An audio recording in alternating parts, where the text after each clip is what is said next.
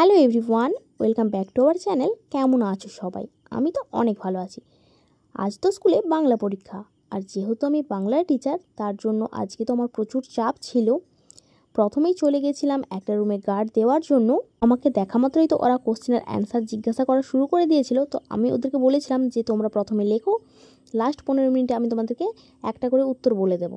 তো এখন হচ্ছে সেই লাস্ট 10 মিনিট সবার আমাকে জিজ্ঞাসা করা হচ্ছে। যেই না আমার গলা পেয়েছে অমনি পাশের রুম থেকে ইনিও এসে হাজির, এনাকেও বলতে হবে।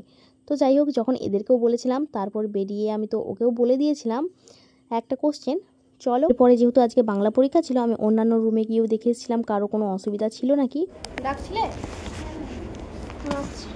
বলো বলো কোশ্চেন বলো।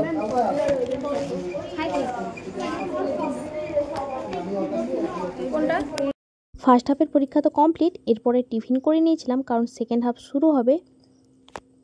টিফিন তো কমপ্লিট করে নিয়েছি, এরপরে চলে যাচ্ছিলাম সেকেন্ড হাফে গার্ড দেওয়ার জন্য। বলো বলো তোমার কোশ্চেন কোথায়? তুমি তার কোশ্চেন নিয়েছো কেন? বলো। এই খাতা নিয়ে এসো।